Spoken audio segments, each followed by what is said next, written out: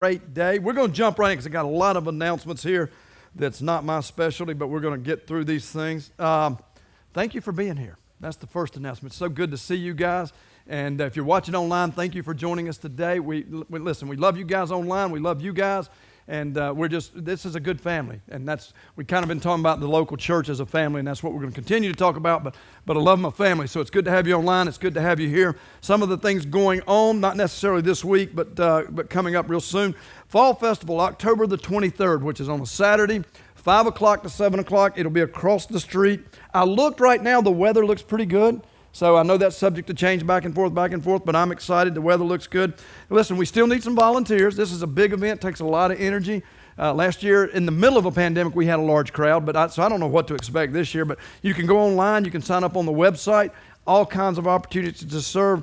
Some of the things, also before I get into this, we're going to be giving out some candy in that we're not going to do Halloween like we've done in the past. So if you'd like to donate some candy, you can drop it off at the front table up there, and then when kids come, we're going to do little bags and give them candy for trick or treat. Bring your yard chairs. If you're coming and you're going to want to sit down, you're going to want to bring a yard chair. We will not have chairs out there. The reason you'll want to bring a yard chair is because there's going to be food. We'll be fixing chicken stew. We'll be fixing hot dogs. Now all of that stuff our food truck will be over there. All of that stuff will be free. There's a vendor coming who's going to be supplying some other things like whatever you call funnel cakes. I love them, but I just don't know what you call them. You just eat them. Funnel cakes, and I don't know, all kinds of fried up stuff that's probably really healthy and good for you. But pork skins and that type stuff, maybe some kettle corn. So there will be a charge for that. This is a private vendor who's coming in. We wanted to do that so our volunteers wouldn't be tied up doing all that stuff. So come take advantage of that. But we will be giving away, we'll have some chicken stew and hot dogs and some apple cider and probably some hot chocolate, maybe a cup of coffee here and there. It's going to be a fun event. There's going to be games. There's going to be a big slide coming for the kids and you adults, because I've watched you adults like these big slides too. So come check it all out. But that's all on October the 23rd. And by the way, I'll go ahead and tell you, the vendor, everything is $5 as we understand it. So, and I hate that, but it frees up some of our volunteers. And right now we're short on volunteers. So October the 23rd. October the 31st, which is Sunday and Halloween, we are doing Candy Palooza. And I don't even know what the heck that is, but it sounds fun. Anything that's got candy and palooza with it has got to be fun. But this is for kids from ages birth to 5th grade. And what we're asking is if they want to wear costumes on Sunday morning, put them in their costumes. It'll be awesome. Be considerate. We try not to scare the adults to death with some of these costumes. But the kids can wear costumes. And then between the services at 10:15 to 10:35, we're going to be giving them candy as well. So we're going to sugar up your kids. And then you get to take them home, and we laugh the whole day. So you go, wow, they're getting no rest. But that's October 31st, so don't miss that. Here's something, this is pretty exciting. This is something that's been on our hearts, and we're going to be kicking off on November the 3rd, which is Wednesday night. Tammy, is that Wednesday night? We're going to be kicking off a new program for 3rd through 5th graders on Wednesday night. It will meet at 6 to 7:30. It's going to be, listen, it's going to be a fun time for your kids. It gives them a chance to get out. Your parents can come drop them off. I got to thinking about it. Lloyd's Bible study will be going on at 6:30. So if parents want to stay for the Bible study, I think Lloyd and Robin are right back there. You can talk to them. They'd love to have you. But bring your kids 3rd through 5th grade. I'll go ahead and tell you, the first activity on November the 3rd is going to be packing the shoe boxes. If you're not familiar with that, the Operation Christmas Child, and these shoe boxes go to kids all over the world. It's amazing. We participated in it for many, many years. It's amazing when you see some of the videos of these kids receiving these packages. But so that's the first thing our kids are going to be doing. From there, Tammy's got some really neat stuff planned for these kids. It's going to be high energy. It's going to be serving based. We've got to start teaching at a young age our kids that we have to step up and serve. We've got to do that, folks. If the local church, and that's what we're talking about, is going to survive, then we have to have the servant mentality. So we're going to just start working with our kids early on and start helping them to grow in that area. But so November the 3rd, and then it'll be, is it the first Wednesday, Tammy, of every month? First Wednesday of every month. So it's going to be a lot of fun. Now, to go along with that, we're also going to do the shoe boxes. We did not do them last year, but we'll be taking up donations and collections to do shoe boxes as we go forward. And there's a lot of options. And I love what Tammy wrote. She said, it's not about the items inside, but the gospel that will be shared with these kids. That's pretty good. It really isn't about the toys. these kids love it, but it's about the fact that somebody loved them enough to give them something to care for them. So we're going to be doing that, but there's multiple ways you can participate in this. Number one, our kids are going to be, on Wednesday night, going to be packing some of the boxes. So here's what you can do. If you don't want to go out and do all that, you can make a monetary donation, and our kids get to go shop. Somebody's going to go shopping and buy the goods that go in the box. So that's one way you can do it. You can donate items. If you like to shop, that rules me out, but if you like to shop, you can go purchase the items and bring it, and then our kids will be packing them. And then the third way is if you just want to donate a box, they can just donate a box. You can fill one up, donate it. Though if you're going to donate a box complete, that has to be in by November 14th. If you're going to make a monetary donation or buy supplies for our kids, that needs to be here by October the 31st. Now let me tell you this, and this is where sometimes this gets lost, but those boxes and this isn't on us. This is the organization. This is the Billy Graham Association.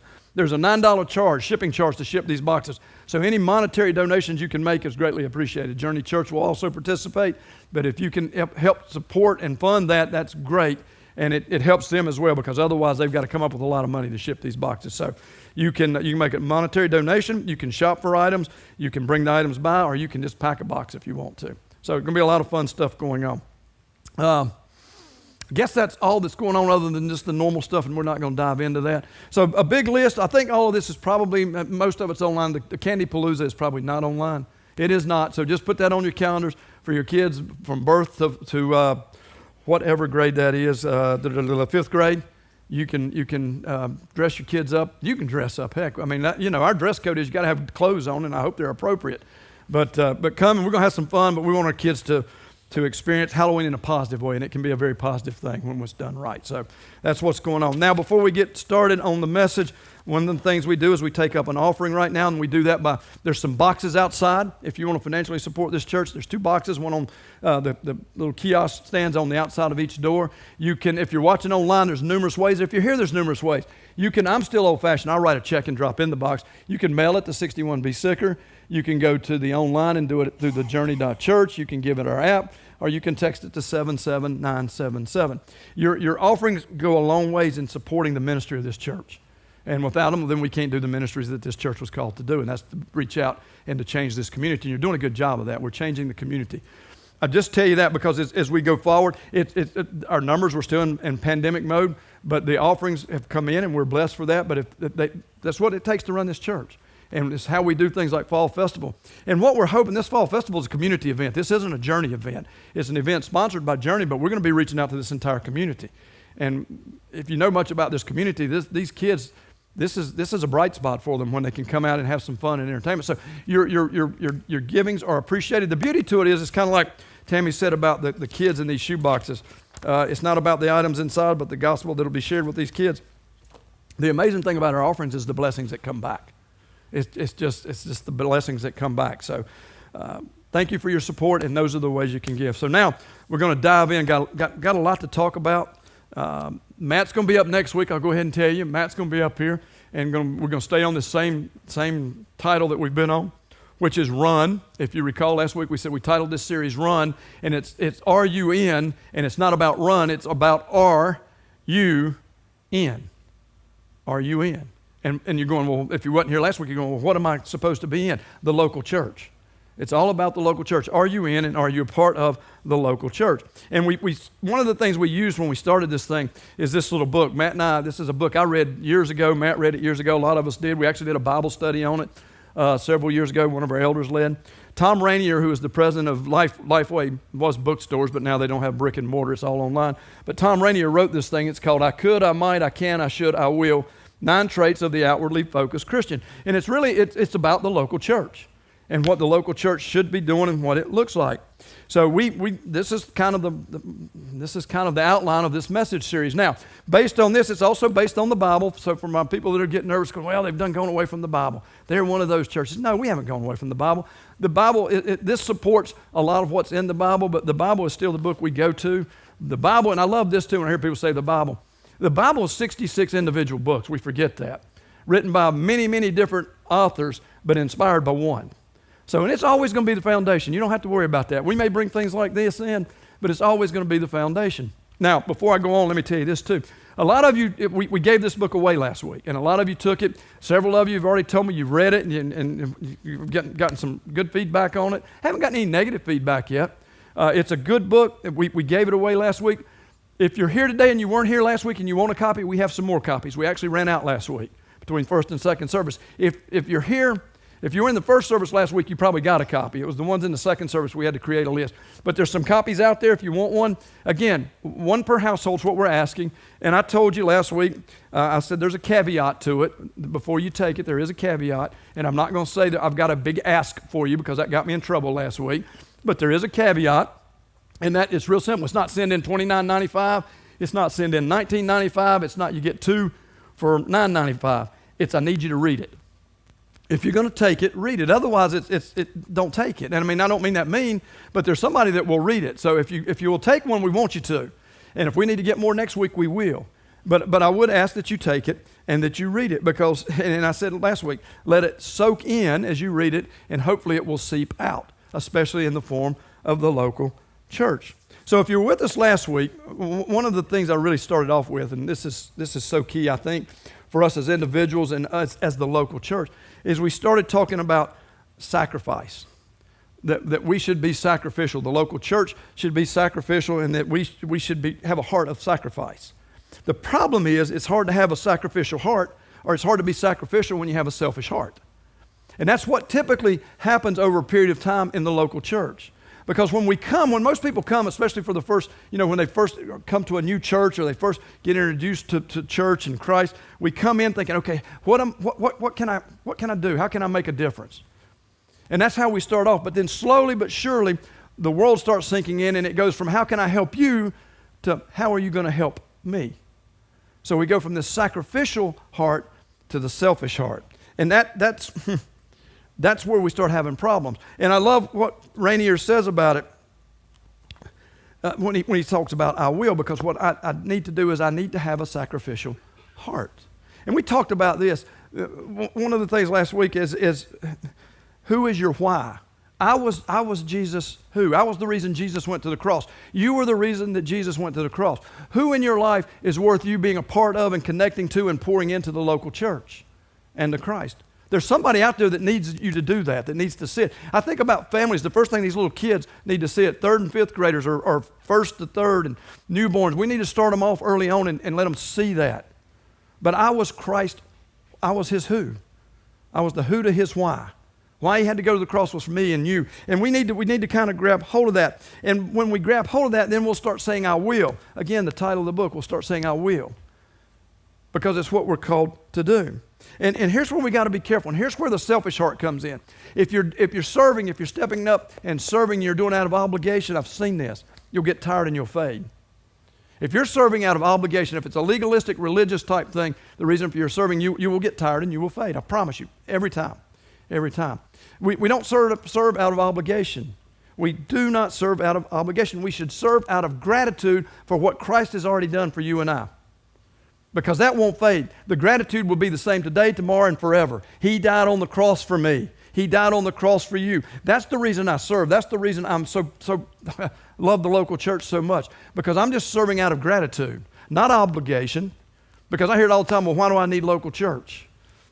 Well, I can give you a lot of reasons for that. That's another message, but I'm not going to serve. You don't need the local church out of obligation. You need the local church out of gratitude because somebody gave for you what you should give back for someone else. And I'm not talking about going to the cross. I'm just talking about stepping up and serving. I doubt there's anybody in this room that's been called to martyr themselves. But you have been called to step up and serve. And I don't know the capacity, so don't come up and say, well, you're going to have to tell me where. You don't want to ask me to tell you where. I'll put you somewhere. The danger with that is I'm going to put you somewhere you may not be gifted, and that can be even worse. Listen, I've grown up in churches that did that. I mean, they had the meanest, maddest person in the whole church at the front door. I mean, you've been there. You've been there. You walk in the door and going, really? Why do I want to go in this place? I mean, so I don't know what your gifts are, but we need to adopt that attitude, and it shouldn't be out of obligation. So as we move forward over the next several weeks, the focus is going to be is this I will. Because we need to adopt a mentality of I will. I will step up and serve. I will be sacrificial. I will put others before myself. It's real simple. This isn't even hard. Somewhere along the line, we made the local church so much more difficult than it was ever meant to be. It's not difficult to come back with this theory. I will put you before myself. And you're going, well, why should I do that? That means I'm always behind. But listen, if we're doing it right, I will put you before me, and you're putting him before her, and she's putting her before you. You get it? It's cyclical. We're putting each other first. No, everybody wins. It's amazing. So just hang on to that as we go forward and think about this I will mentality. Now, to develop an I will mentality is really an attitude, and that's what I want to talk about today, is attitude, developing this attitude of I will and what it really means. And when I think about attitudes, I think about something my dad used to say. When I kind of lost focus, and I don't know that any of you have ever lost focus, y'all are much better than I am, but as a child, if I lost focus, my dad would call me in. My brother much more than me, but me every now and then. And he'd say, well, it's time for a little attitude. You guys did it too. An attitude adjustment. I thought it was just me and my brother. I thought it was just us. But every now and then we needed an attitude adjustment. And I think the same is true with the local church. And Rainier talks a lot about it in chapter 1. He talks about our attitude. Not necessarily the adjustment. Well, he does talk about the adjustment. But I still hear my father and my mother. My mother always said, your dad's going to talk to you about an attitude. You never wanted that conversation. It was bad enough if my dad insinuated, but when Mom said, you need to talk to your dad, you're going to need a little attitude adjustment. This ain't going well. But you know what? I think Jesus says the same thing. I think he's going, I, the local church, and I'm not talking about buildings. So if you haven't been here a while, we're not talking about this building. This is a tool. I'm talking about the assembly, you and I sitting in the seats. There's a time when Jesus is probably going, you know what? It's time for a little attitude adjustment. You've kind of lost focus. You've kind of lost your direction and your vision. Now, when I talk about an attitude adjustment in the local church, I'm talking about one that really focuses on having the right attitude with Jesus and with the church. And when we get that right and we start serving sacrificially versus selfishly, I think we'll start finding joy. I just do. And the reason I say that is I'm a kind of a building block guy, is Jesus loved the local church. So I think if we serve it well, we'll start finding some joy. When we serve him, I think we'll start finding some joy, because he loved the local church to the point of he died for her. He loved you and I to the point of he died for us. I think it makes sense when we serve and we serve well, we'll find some joy. And that's uplifting to me. I've said it, and I'll say it till I die. Greatest organization ever created was the local church. It's got the greatest purpose. It's got the greatest leader, the local church. And some of you are going, you're saying you're the greatest. No. Jesus is the greatest leader. Jesus is the cornerstone of this thing, first and foremost. But the local church, it's amazing. It's the greatest organization ever created. And when we start serving well, I think we find great joy. I really do. I think you'll find great joy. Maybe you're saying, I already find great joy. Then guess what? Maybe it'll be exponential. So I started thinking about this attitude thing, and I thought, well, what's the attitude that hurts the local church? And the first one that comes to my mind, and this has always been something I've wrestled with because I hear it all the time, is I think one of the attitudes, people come into the church, they either come in as non-Christians, which is awesome. We love that. So they don't have an attitude yet. They don't have an opinion necessarily, other than a lot of them come in thinking it's going to be the worst, and sometimes we just facilitate that. You put the guy or the lady at the door that's the mean grouch, that doesn't go well, and then your facility's filthy, and that doesn't go well. And they walk into your kids' room, and the back door's open into the alley so your kids can go straight through. Then we facilitated that. But otherwise, they typically don't come in with an opinion. It's us church people when we come in that usually have an opinion preformed. And here's the problem. You and I come in looking for what? The perfect church. Have you ever noticed that? We're looking for the perfect church. And I get tickled when I think about the perfect church. It does exist, by the way. It's on the other side. When Christ comes back, we will experience the perfect church. Now, on this side, the perfect church you're looking for, let me tell you, I can describe it perfectly. Perfectly. If it's a perfect church, here's what it's going to look like. It's going to be empty. Because the moment you and I walk into it, we are the church. It's now broken.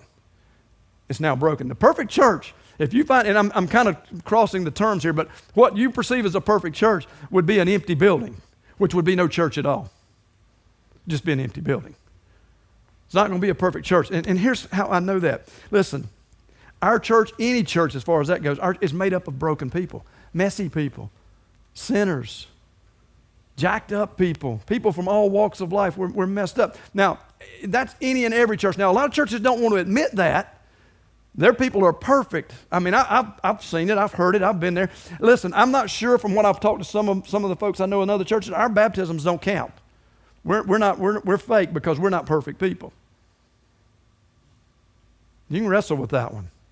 Listen, our baptisms are real. Sometimes we get in our mind that we're perfect. We're not perfect people. One of the things I share when I'm talking to couples to marry, I think I shared this a couple weeks ago, 2 broken people don't make a perfect union. Think about the church now. So you bring in 2 people, so now you've got a mess because you've got 2 broken people. And then they bring in 2 more people and you got a bigger mess. And then the numbers start growing and you get a bigger and a bigger and a bigger mess because it's full of broken people. And yet you're looking for, a lot of people leave because they're existing church because they think, I'm going to go find the perfect church. Where you're going to walk into, especially these doors. We're all out front with everything. You walk in this church, sorry, we're a bunch of broken people. Now, we're redeemed people if we have a relationship with Christ, but we're broken people by nature. Genesis 3 promised that. Sin came into the world. You and I all experienced it. We're broken people. We're not a perfect church. We're messy. We got problems. Now, the way you fix that, if you've got a bunch of broken people, because if you come in broken with a selfish heart, you're not going to fix it. You're going to have problems. The way you fix it is with a sacrificial heart, a sacrificial attitude, putting others first. I will put you in front of me. Now the mess starts evening out because I'm putting your mess in front of my mess. And you get the point. We all start putting each other's mess in front of our own. And it starts to balance it out. And it's kind of powerful when you think about it. I mean, I shared with you last week. I'm going to share it again because it fits so well. The scripture that Paul shared with us in Philippians 2, and it speaks to the nature of Jesus who takes on this selflessness. Listen to what he said, Philippians 2, verse 3 through 8. And I know I read it last week. I still have my mind, but this is powerful. You need to hear it again.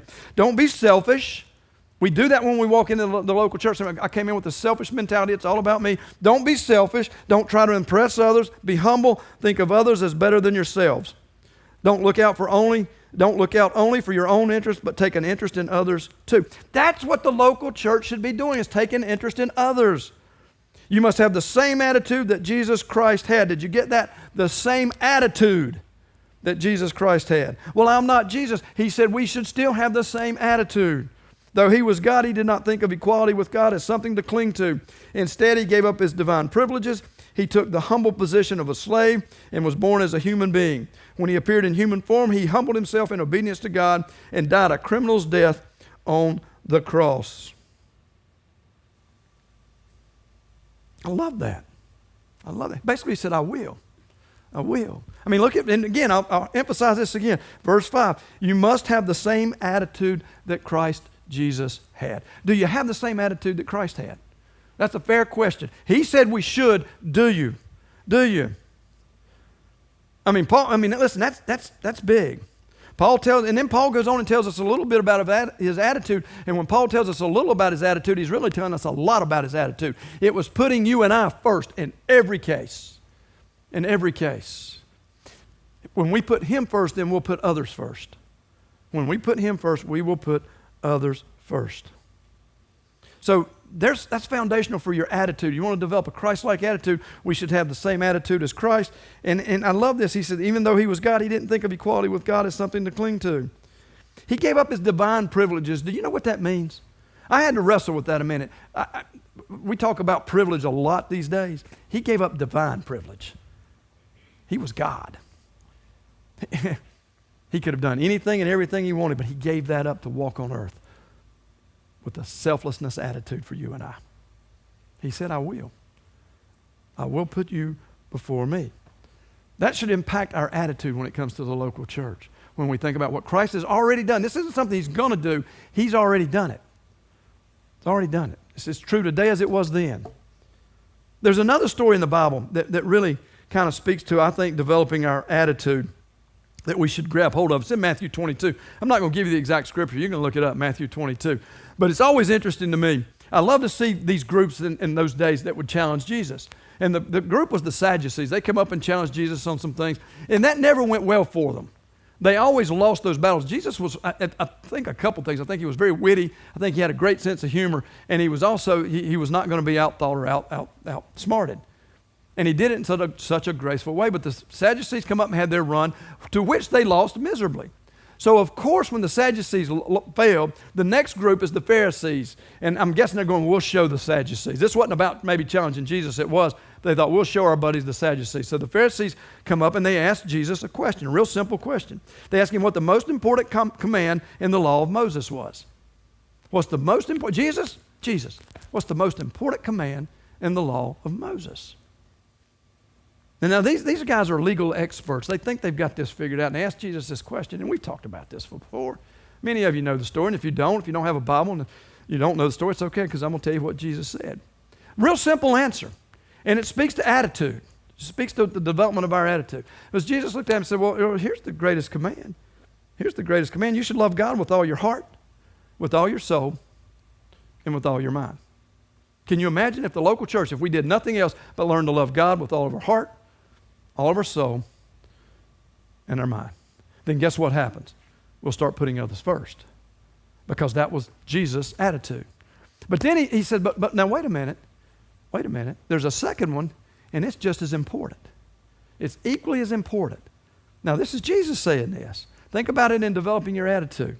Think about it. You should love your neighbor as yourself. Now, I wish I had one. I can't drop this thing, but that's a drop your microphone moment. Simple, but dead on. Love God, all your heart, soul, mind. Love your neighbor as yourself. Now, think about this in this context. Look around. You can look behind you right now. I mean, it doesn't matter. Look, take a look. These are your neighbors. Right now, these are your neighbors. You see your neighbors? Do you love them? Are you willing to say, I will? Are you willing to be sacrificial and put them first? It's the attitude of Jesus. That's what he gave us. Listen, that's what he gave us. I grew up when this was so difficult. I thought, I can't keep up with all this stuff. He said, no. Love God with all your heart, your soul, and your mind, and love your neighbor. But wait a minute. I don't like your shirt. That's not in there. And I can pick on him. He loves me. I do like his shirt. That's not what he said. He said, love your neighbor. Guess what? I've learned this. Our neighbors don't look like us. They don't even think like us. They don't necessarily believe like us. And I really don't care how they dress as long as they dress. But our goal, listen, we want to see people that walk through these doors that don't know Jesus. Because I want them to get this. I want them to learn to love God with all their heart, their soul, and their mind, and to learn to love our neighbors. I can tell you what, and this would be awesome to me. I'd like to put the media out of business. You know how we could do it? Just learn to love each other. Just learn to love each other. Wouldn't that be funny? I mean, the media would come on and you remember, hey, listen, I'm old. Some of you remember this. At 12 o'clock, TV used to go off. Y'all remember that? You're old.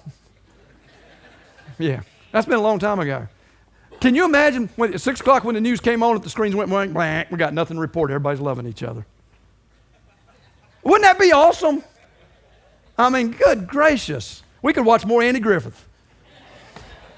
Be awesome. That was not part of the message. I'm just sitting here, I'm kind of ad-libbing now, because that would be some good stuff to get the news off the air. It really would. But we need to learn to love each other. These things are foundational. They're absolutely foundational for our attitude. And Rainier said this in chapter 1. He said, our attitudes are the foundation of our actions. Our attitudes are the foundation of our actions. So if our attitudes are to love God and love our neighbors, I mean, look what that does. It changes everything, because then that becomes the foundation for our actions. I think that's powerful. So now that leads me to, so if that's the commands we're to follow, and we come in with a bad attitude over the local church, then you got to ask yourself why. Why would we have a bad attitude about the local church?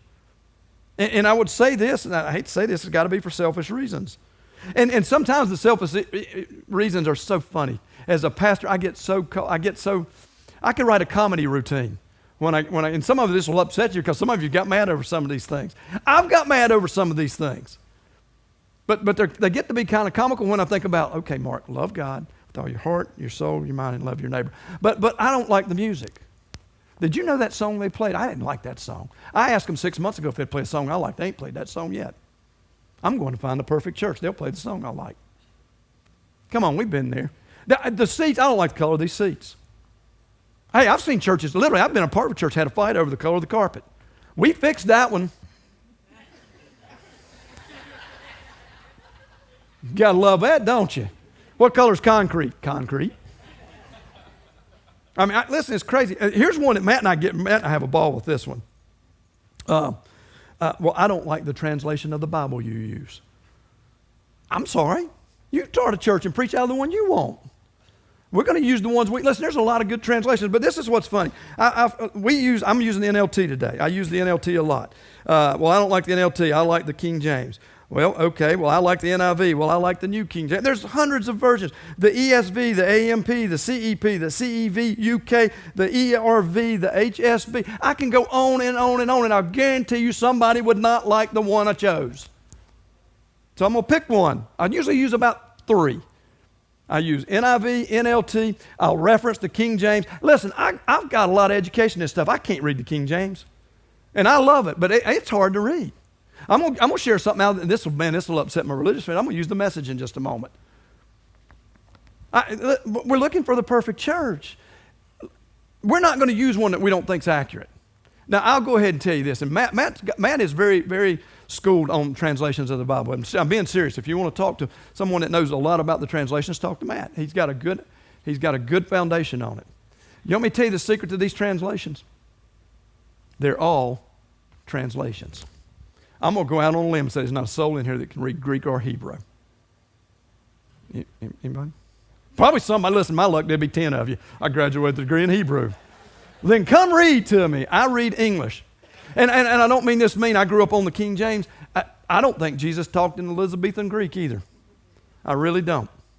Now, I love the King James, so I'm not making, but listen, I read ones that I can read and understand. But we're looking for the perfect church. And sometimes we've just got selfish reasons that cause us to have bad attitudes. Another attitude that shows up in the local church that hurts, and it hurts bad, is the one of divisiveness. You ever been into a church where there's a lot of division in the church? We've figured out a few ways to hold that down, and it's worked really well for us. If you've never noticed, I'll upset some folks that don't know this about us. We don't vote. You know what happens when you vote? You just created a bunch of losers. You do, every time. Now, there's things we talk about, we'll hammer out. Listen, as leaders of the church, as elders, if we can't come to a conclusion, we'll table it. And the way we table it is, so let's go back and pray about it. And we've done that numerous times, time and time again. And if we don't find resolve, and if it's something, a lot of times we've just moved on. Think, but God must not be behind this. Is it perfect? Absolutely not. Are we going to ask for opinions? Absolutely. There's some of you guys have great expertise in areas we know nothing about. Man, we're going to seek you out all day long. All day long. But every church has this division in it. And it's interesting. I love Rainier on this part of the book. He called them GCMs. You know one, and if you don't, you may be it. Grumpy church members. Those of you who laughed aren't it. I'm kidding. Grumpy church members. I love that. Grumpy church members. The grumpy church member is the one who's constantly complaining. They're frustrated. They're nitpicking. They find fault in the translation we used or the way I read it. I read it too fast. I read it too slow. I should have tucked my shirt tail in. Listen, they're going to complain about everything. I said this one time. I got in a lot of trouble for this in the church I was at.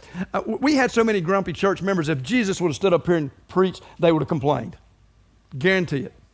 Grumpy church members. Now, the opposite of that is JCMs, joyous church members. And listen, when I'm in an organization that Jesus was willing to die for, I have nothing but I should have no other recourse but to be joyous.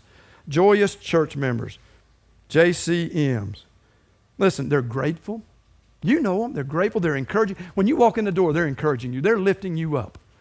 You're coming in, my hair looks terrible. My kids were screaming and going, oh, I'm glad you're having a great day. How can I help you? They're joyous. They're grateful. They're encouraging. They're compassionate. They're praying. They're serving. They're giving. They're putting others first. They're sacrificially saying, I will members. JCMs. If you read the book, you're going to see that. I want you to figure out which you are. Which category do you fall in? Are you a GCM or are you a JCM? And if you're truly a follower of Christ and you're truly bought into and saying, I will in the church, the local church, then you need to be a JCM. And the reason I say it, because listen, Christ loved this church. Christ did not die on the cross for us to be grumpy. He died on the cross for us to be lifted up and made new, joyous. Don't ever miss that. He didn't die on the cross so we'd have a right to complain and nitpick about everything. He died so we would have hope and light and joy. So think about your attitude. Is it negative or is it positive? And if it's negative, let me tell you some of the things that happens with a negative attitude. You'll make bad decisions. When you've got a negative attitude, I promise you'll make bad decisions. When you've got a negative attitude, you will leave the local church. You will turn from God. Proving point one. That's a bad decision. That's a bad decision. The third thing you'll happen when you've got a bad attitude, you'll develop a selfish heart, which is destructive. Now, a positive attitude, on the other hand, is a whole different thing. A positive attitude will help you overcome difficulties. Guaranteed it'll help you overcome. When you got a positive attitude, you'll find something in the darkness that'll give you hope. And it should be Jesus. But it helps you to overcome difficulties. A positive attitude will allow God to work and maneuver within you. It will allow God to maneuver in you and work with you. A positive attitude. A positive attitude will allow you to influence others. It will. A positive attitude will allow you to influence others. Because this I can promise you. When you get up in the morning, there's probably multiple choices, but you have two choices every morning when you get up. You can be an encourager or you can be a discourager. And when you have a positive attitude, then you're going to be an encourager to those around you. They're going to see and think, even though they've had a bad day, they're going to see your attitude and think, wow, why can't I have that? Why can't I have that attitude? You're going to be an encourager or a discourager. Listen, and either way, whether you got a positive or negative, you're going to influence others. You will. With a positive attitude, you're going to influence them positively. With a negative attitude, especially when they identify you as a Christian and a follower, when they say, well, that's the local church. If the local church has overall got a negative attitude, that's real welcoming, isn't it? Hey, I want to go where they're miserable. How many of you go to bad restaurants more than once? So if you walk into the local church and everybody's like, this is horrible. I can't believe it. This is terrible. I don't know what. Guess what? We're talking about Jesus. And if we're doing stuff you don't like, then get active, be a part, pray, let's move, let's go forward. It's about an attitude of commitment.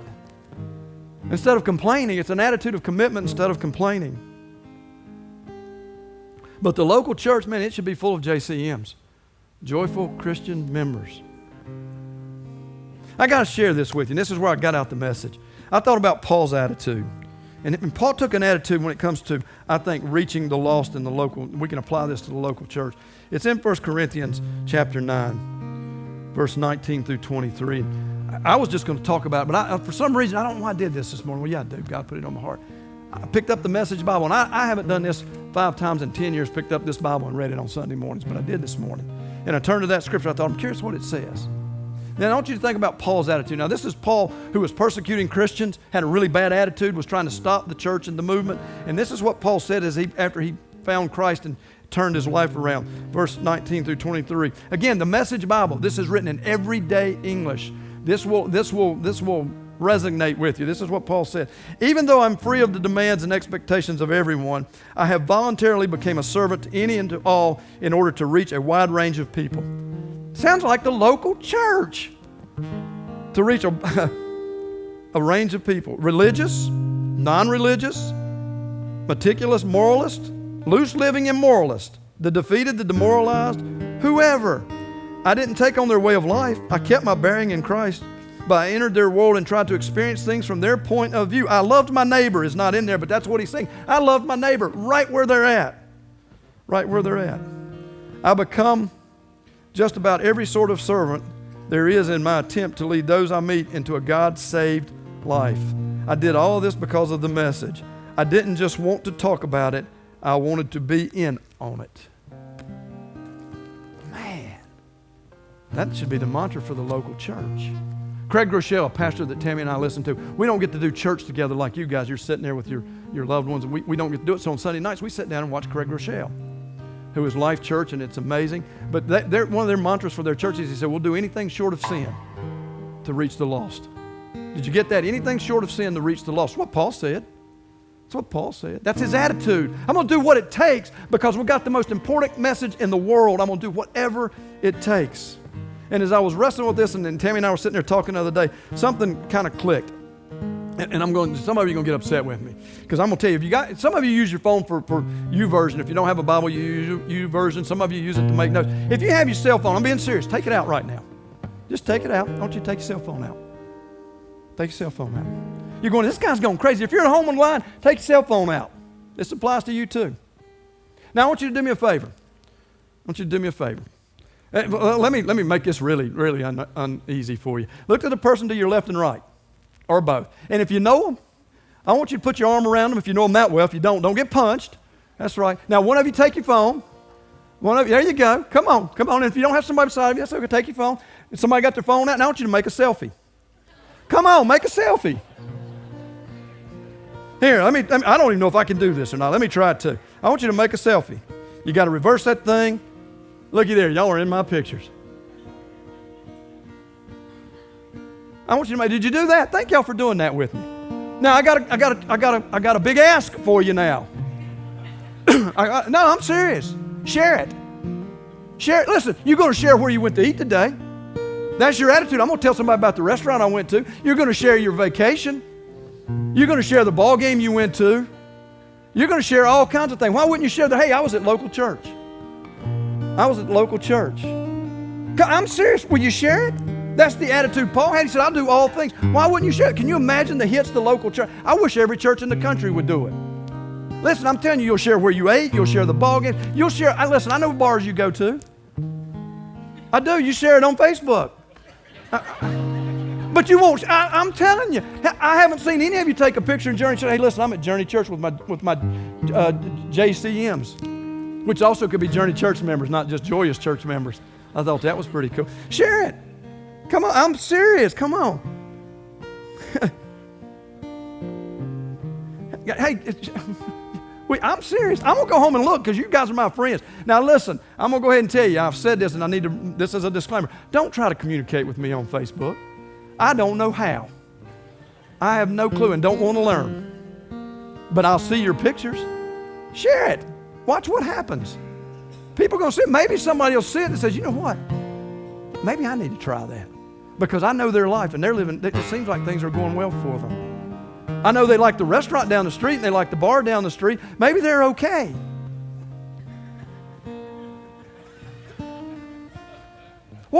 Somebody's got to help. This is the local church.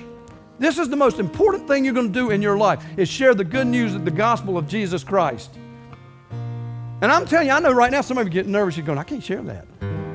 My friends are going to see it. What will they think? Well, let me tell you about that. I just happen to have a scripture for you. If that thought's in your mind, let me help you. Because this is what a guy named Jesus said about that. Take this one to heart. If you're sitting there and you're nervous and I can't share that, somebody's going to think I'm weird. Yeah, I'm weird, man. I'm a messed up, jacked up guy that's saved by the blood of Jesus. Well, let me tell you what Jesus had to say about it. Matthew 10, verse 32 through 33. Everyone who acknowledges me publicly here on earth, I will also acknowledge before my Father in heaven. But everyone who denies me here on earth, I will also deny before my Father in heaven. Click. We're sharing, aren't we? That's the attitude we should have. I know you guys think you're going, this guy's nuts. I hope so. I hope so. You can call me a zealot. Man, I am. I'm a zealot. I love Jesus. I love the local church. Jesus loved the local church. He died for me. I was his who when it came to the why. So were you. I think somebody just sent me a text. Love it. That's awesome. Light it up. Come on, because I'll share them all when I get out of here. The ringer's off, so you don't need to try to ring it. Are you doing it at home, online? Listen, go to Facebook, share it. Let's have that attitude. Shouldn't that be the attitude? Listen, there's kids that need Jesus. There's adults that need Jesus. Maybe, who knows? Paul said, listen, I'll do anything. I'll do it. I got to think about that, though. Tammy and I are sitting there talking. Why wouldn't we? Share, that's the attitude we should have. And listen, I hope you online, I hope you can see everybody in here is laughing. That's the joyous church member. That's not the uptight, religious, legalistic person that I didn't really like and I always got stuck sitting beside them in church. I did. Never failed. Listen, it should be joyous. Are we serious? Yeah, because we got the greatest message ever. Thank you guys for having a little fun with me. That's what church should be. Reverent, serious, sure. Joyous, absolutely. Should we have an attitude of being a joyous church member over a grumpy? Do you really want to be called a GCM? Hey, there's a grumpy. We're going to get shirts. If you get, we ain't going to do that. We ain't going to do that. We ain't going to do that. But we're going to keep going. We got a mission, guys. We have a mission. And and I'm going to close with this, and this is an advent too. I hear people say, well, why are you so worried about the church growing? Because of the Great Commission. Go, make, baptize, teach. If you're not growing, you're not going, and you're not making. And to go and to make and to baptize and teach, it takes a commitment of us, each and every one of us saying, I will. I don't know what your gift is. I have no clue. You can pray about that. You can read through. You can seek. You can talk to God. You can pray about it. But I can't in good nature, good heart, or I just can't sit, okay, let's just cruise. Because people will die and spend eternity in hell. So I'm going to ask you, we're going to continue talking about it. Matt will be up next week. But I want you to, if you don't have the book and you want one, see us outside, we'll give you one. Or get you one if we run out. But will you stand up and will you say, I will. I will follow Christ and I will serve the local church. Let's pray. Father, thank you. Thank you for giving us the opportunity to serve you. You who came to serve, not be served, who took on the image of man when you were deity, when you were God, but yet you took on the image of man to serve me, to die on the cross for me. I was your who when it came to the why. So I just pray that you'll fill these seats with people who are growing, who are moving forward. I hope we're filled with people who have no clue what we're talking about, but that will grow into devoted, dedicated followers of Christ. And help those of us, Father, who have kind of subtly fallen off and stepped back, that we'll step up and step out and once again proclaim who you are. And thank you for allowing us a little silliness. But I love what Paul said. He said, listen, I'll do anything to reach the lost. I became a lot of different things. And we have a lot of opportunities, Father, to reach out to the lost. But as we reach out to the lost, we've also got to build the foundation. And we do that through the body, growing it and strengthening it as we go forward. So thank you for all that you do for us. For it's these things we pray in your holy name. Amen.